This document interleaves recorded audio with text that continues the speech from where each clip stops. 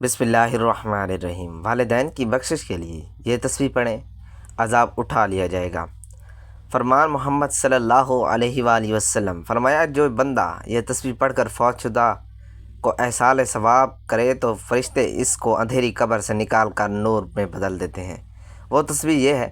ناظرین محترم، ہر مسلمان کی ہی یہ خواہش ہوتی ہے کہ اس کے والدین دنیا و آخرت میں بخشے جائیں اور اللہ کے ہاں بلند درجات پائیں۔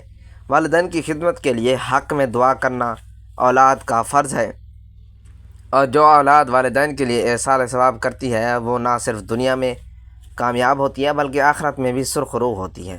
نبی کریم صلی اللہ علیہ وآلہ وسلم نے ہمیں والدین کے لیے مختلف دعائیں اور اذکار بتائے ہیں جن کی برکت سے ان کے گناہ معاف ہوتے ہیں اور ان کی قبریں نور سے بھر جاتی ہیں۔ تو ہمارا آج کا وظیفہ بھی حضور صلی اللہ علیہ وآلہ وسلم کی بتائی ہوئی ایک ایسی تسبیح کا عمل ہے۔ جو شخص یہ تسبیح پڑھ لیتا ہے اس کے والدین کی بخشش ہو جاتی ہے۔ فرمایا کہ جو بندہ دستی پڑھ کر فوت شدہ والدین کو احصال ثواب کرے تو فرشتے اس کو اندھیری قبر سے نکال کر نور میں بدل دیتے ہیں۔ محترم ناظرین، حضرت جبرائیل علیہ السلام رسول اللہ صلی اللہ علیہ وآلہ وسلم کے پاس براق لے کر آئے تو اس نے اپنے کان ہلائے۔ حضرت جبرائیل علیہ السلام نے کہا، اے براق رک جا، اللہ کی قسم آپ صلی اللہ علیہ وسلم کی مثل کوئی تجھ پر سوار نہیں ہوگا۔ اور رسول اللہ صلی اللہ علیہ وآلہ وسلم شب معراج اعظم سفر ہوئے تو سڑک کے کنارے ایک بڑھیا کو دیکھا تو پوچھا، اے جبرائیل یہ کون ہے؟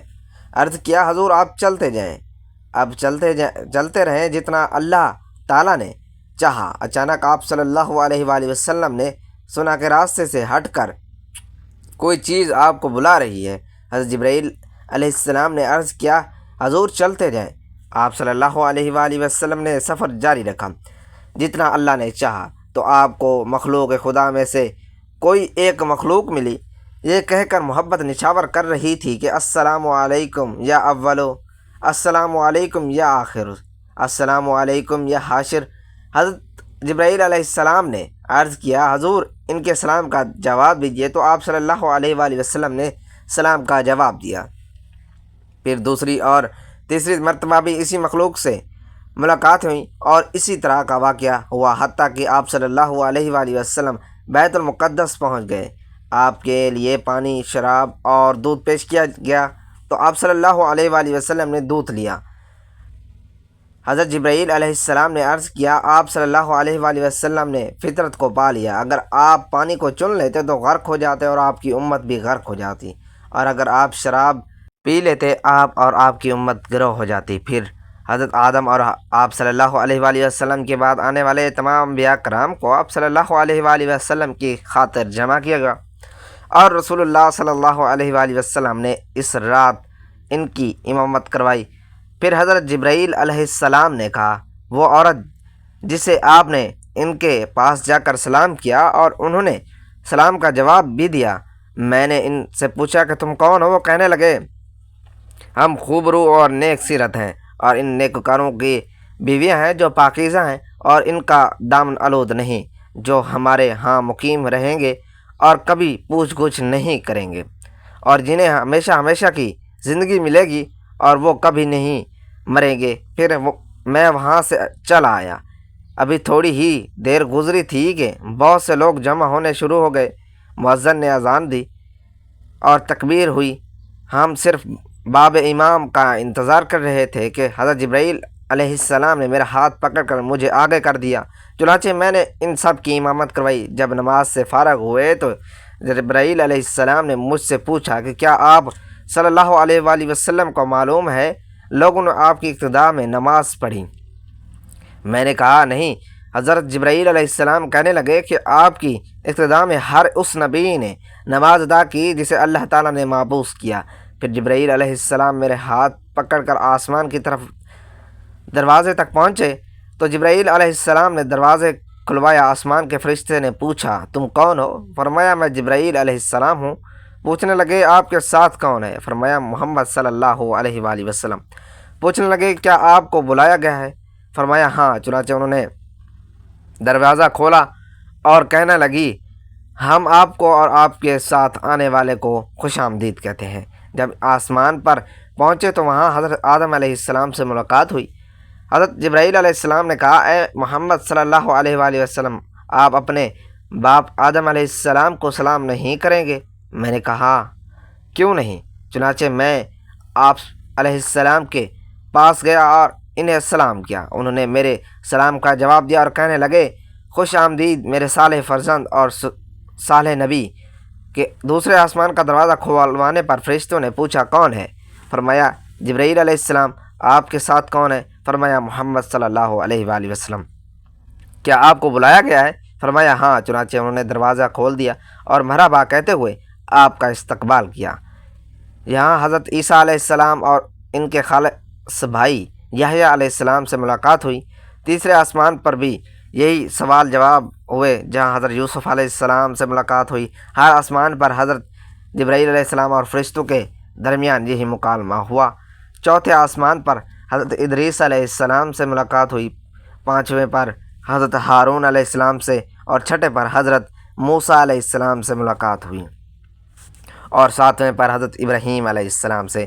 حضرت جبرائیل علیہ السلام نے کہا، اے محمد صلی اللہ علیہ وآلہ وسلم، آپ اپنے باپ ابراہیم علیہ السلام کو سلام نہیں کریں گے؟ میں نے کہا، کیوں نہیں؟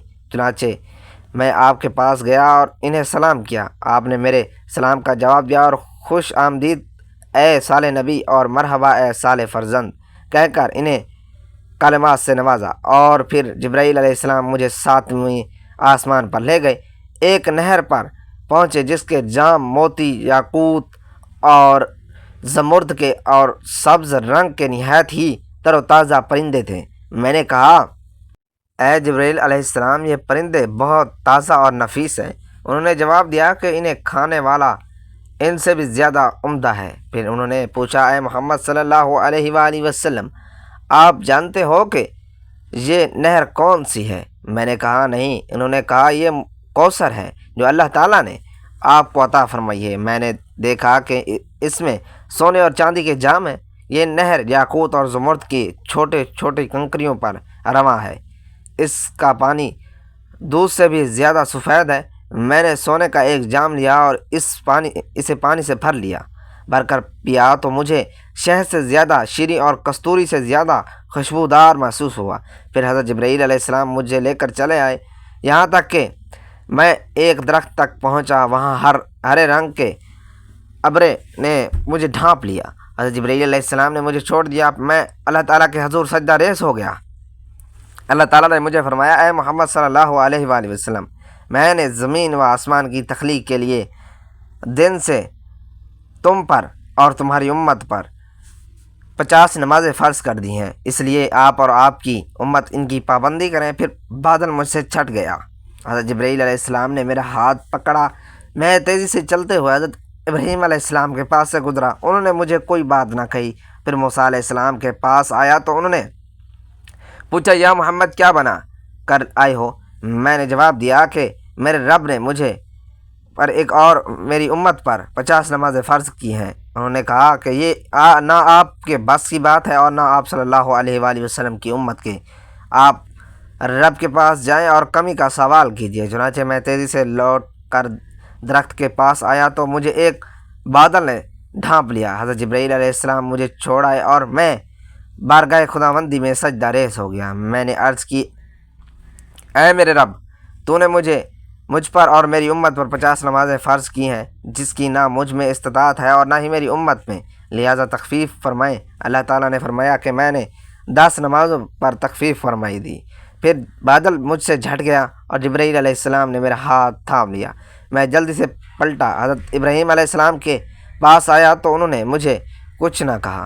پھر جب حضرت موسیٰ علیہ السلام کے پاس آیا تو انہوں نے پوچھا کہ کیا ہوا؟ میں نے جواب دیا کہ میرے رب نے 10 کی کمی کر دی ہے۔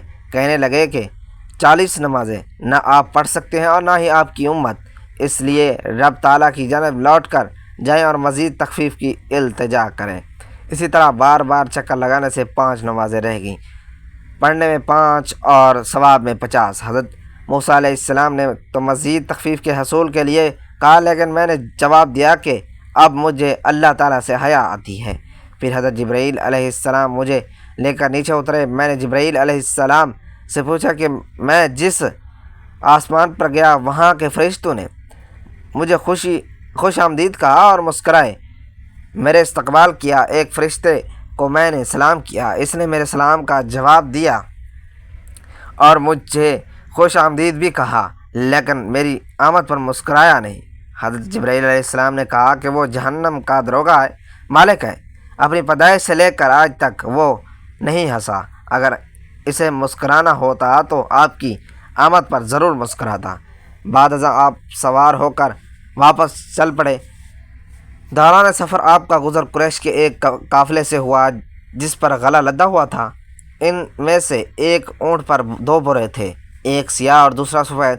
آپ صلی اللہ علیہ وآلہ وسلم اونٹوں کے اس قافلے سے گزرے تو یہ بلک کر گھوما، جس کی وجہ سے اونٹ گر پڑا اور اس کی ایک ٹانگ ٹوٹ گئی۔ پھر آپ سفر کرتے کرتے واپس پہنچ گئے۔ صبح ہو گئی تو آپ نے لوگوں کو اس واقعے کی اطلاع دی، تو قریش نے جب یہ بات سنی تو بھاگم بھاگ حضرت ابوبکر صدیق رضی اللہ تعالیٰ عنہ کے پاس آئے اور انہیں کہنے لگے، کیا تم نے اپنے ساتھی کی بات سنی جس کا دعویٰ ہے یہ ہے کہ انہوں نے آج کی رات 1 مہینے کا سفر طے کیا اور اسی رات واپس لوٹ آئے؟ حضرت ابوبکر رضی اللہ تعالیٰ عنہ فرمانے لگے کہ آپ صلی اللہ علیہ وآلہ وسلم نے یہ فرمایا ہے تو واقعی آپ صلی اللہ علیہ وسلم سچے ہیں۔ ہم تو اس سے بڑی اور بات کیا ہو سکتی ہے کہ آپ صلی اللہ علیہ وسلم آسمان کی خبریں پہنچتی ہیں، آپ صلی اللہ علیہ وآلہ وسلم کی تصدیق کرتی ہیں۔ مشرکین رسول اللہ صلی اللہ علیہ وآلہ وسلم کو کہنے لگے کہ آپ اپنے دعوے کی کوئی دلیل دیں اور نشانی پیش کریں، تو آپ صلی اللہ علیہ وآلہ وسلم نے فرمایا، میں فلاں جگہ قریش کے قافلے کے پاس سے گزرا، قافلے کے اونٹ ہمیں دیکھ کر بھاگ گئے، ان میں سے ایک اونٹ پر ایک سیاہ اور ایک سفید 2 بورے لدے ہوئے تھے، وہ نیچے گرا اور اس کی ایک ٹانگ ٹوٹ گئی۔ جب قافلہ وہاں پہنچا تو انہوں نے قافلے والوں سے اس کے متعلق دریافت کیا تو انہوں نے بالکل وہی بات بتائی جو رسول اللہ صلی اللہ علیہ وآلہ وسلم پہلے بتا چکے تھے۔ کہتے ہیں کہ اس تصدیق کے باعث حضرت ابوبکر رضی اللہ تعالیٰ عنہ کا لقب صدیق پڑھا گیا۔ پھر لوگ آپ سے پوچھنے لگے کہ کیا حاضرین میں آپ کے ساتھ موسیٰ اور عیسیٰ علیہ السلام بھی تھے؟ آپ صلی اللہ علیہ وآلہ وسلم نے فرمایا، ہاں۔ وہ کہنے لگے، پھر ان کا حلیہ بیان کریں۔ آپ صلی اللہ علیہ وآلہ وسلم نے فرمایا، حضرت موسیٰ گندمی رنگ کے ہیں جیسے ازدمان کے لوگ ہوتے ہیں، اور عیسیٰ موضوع اور ساخت اور درمیانے قد والے اور سرخی مائل رنگ کے ہیں، گویا ان کے بالوں سے موتی لڑک رہے ہیں۔ اس سیاق میں بھی عجائب و غریب ہیں۔ ناظرین محترم، زندگی اور موت 2 حقیقتیں ہیں جن سے کسی کو مفر نہیں۔ ہر ذی روح نے ایک دن اس دنیا سے کوچ کر جانا ہے اور موت کے بعد ایک نئی زندگی کا آغاز ہوتا ہے جسے برزخی زندگی کہا جاتا ہے۔ موت کی حقیقت، قبر کی منازل اور اس کے بعد پیش آنے والے مراحل پر نظر ڈالنا ایک ایمان افروز تجربہ ہو سکتا ہے۔ موت ایک ایسی حقیقت ہے جس کا سامنا ہر ذی روح کو کرنا ہے، جیسا کہ قرآن میں ارشاد ہے، ہر نفس کو موت کا ذائقہ چکھنا ہے۔ موت اس دنیا سے اخروی یا یہ دنیا کی طرح منتقلی کا ایک دروازہ ہے۔ موت کے وقت انسان پر جو کیفیت طاری ہوتی ہے وہ اس کے اعمال کے مطابق مختلف ہوتی ہے۔ نیکوکاروں کے لیے موت کا وقت آسان اور پرسکون ہوتا ہے، جبکہ بدکار کے لیے انتہائی تکلیف دہ۔ جب انسان کی زندگی کا وقت پورا ہو جاتا ہے تو ملک الموت حضرت عزرائیل علیہ السلام اس کی روح قبض کرنے کے لیے آتے ہیں۔ نیک روحوں کو جنت کی خوشخبری سنا دی جاتی ہے، مگر بد روحوں کے لیے سختی اور عذاب کا اعلان کیا جاتا ہے۔ تو ہمارا آج کا وظیفہ بھی مرنے کے بعد یا وہ لوگ جن کے والدین اس دنیا سے جا چکے ہیں ان کی مغفرت اور بخشش کا بہتر عمل ہے۔ تو محترم ناظرین، وقت کی نزاکت کو مد نظر رکھتے ہوئے چلتے ہیں آج کے وظیفے کی جانب۔ آپ کو وہ تسبیح بتاتے ہیں کہ جس کے بارے میں حضرت محمد صلی اللہ علیہ وآلہ وسلم نے فرمایا، جو شخص یہ تسبیح پڑھ لیتا ہے اور اس کا ثواب اپنے والدین کو ایصال کرتا ہے تو ان کے والدین کی قبر کو نور سے منور کر دیا جاتا ہے، ان کے والدین کی بخشش کر دی جاتی ہے کہ کیونکہ نیک اولاد بھی والدین کے لیے صدقہ جاریہ بن جاتی ہے۔ جو بھی نیک اعمال کرتے ہیں، جو بھی ذکر اذکار کرتے ہیں، اس کا ثواب اس کے والدین کو بھی دیا جاتا ہے، اس کے والدین کے لیے بخشش کا ذریعہ بنتا ہے۔ آپ کسی نماز کے بعد بھی پڑھنا چاہیں تو اسے کو پڑھ سکتے ہیں۔ اس تسبیح کو پڑھنے کے لیے شرط ایک ہی ہے کہ آپ نے باوضو حالت میں اس کو پڑھنا ہے۔ اس کو پڑھنے کی وجہ سے سب سے پہلے آپ نے حضور پاک صلی اللہ علیہ وآلہ وسلم کی ذات اقدس پر درود پاک کا نذرانہ پیش کرنا ہے۔ درود پاک آپ کوئی سا بھی پڑھ سکتے ہیں، آپ صلی اللہ علیہ وآلہ وسلم پڑھ سکتے ہیں، آپ صلی اللہ علیہ محمد پڑھ سکتے ہیں، لیکن درود ابراہیمی کی فضیلت و برکت بہت زیادہ ہے، اس لیے ثواب کی نیت کے طور پر ایک مرتبہ میرے ساتھ بھی پڑھ لیں۔ اللہم صلی علی محمد وعلی آل محمد کما صلیت علی ابراہیم وعلی آل ابراہیم انک حمید مجید۔ اللہم بارک علی محمد وعلی آل محمد کما بارکت علی ابراہیم وعلی آل ابراہیم انک حمید مجید۔ محترم ناظرین، درود پاک پڑھنے کے بعد آپ نے ایک تسبیح پڑھ لینی ہے، 100 والی تسبیح، اور اس تسبیح پر آپ نے یہ مبارک کلمات پڑھنا شروع کر دینے ہیں۔ اگر آپ کے پاس بھی موجود نہ ہو تو آپ ہاتھ کی انگلی پر توجہ اور دھیان کے ساتھ خلوص نیت اور کامل یقین کے ساتھ اس تسبیح کو پڑھ سکتے ہیں، لیکن یاد رہے کہ تعداد بالکل بھی کم یا زیادہ نہ ہو۔ جو طریقہ آپ کو بتایا جائے اسی تعداد کے مطابق کی جائے، اسی تعداد کے مطابق آپ نے اس تسبیح کو پڑھنا ہے، کیونکہ تعداد میں کمی پیشی کی گئی تو وظیفہ ضائع چلا جاتا، پھر اس کا ثواب آپ کے والدین کو نہ پہنچ سکے گا۔ تو اس لیے آپ نے بتائی گئی ترتیب اور تعداد سے تسبیح کو پڑھنا ہے۔ تو آپ نے سبحان اللہ العظیم و بحمدہ سبحان اللہ اس کو پڑھنا ہے۔ یاد رہے کہ اس کو آپ نے تسبیح ایک دانے پر گن کر پڑھنا ہے اور پورے 100 مرتبہ آپ نے اس کو پڑھنا ہے۔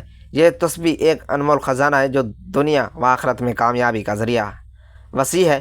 یہ کلمات ہیں کہ جس کے پڑھنے سے حضور پاک صلی اللہ علیہ وآلہ وسلم نے فرمایا کہ پڑھنے والے کے لیے والدین کی بخشش کر دی جاتی ہے، ان کی قبر کو نور سے منور کر دیا جاتا ہے، ان کی آخرت کی منازل آسان کر دی جاتی ہیں، ان کو جہنم کی آگ سے حفاظت ملتی ہے، قیامت کے دن عرش الہی کا سایہ نصیب ہوتا ہے، حوض کوثر سے سیرابی ہوتی ہے۔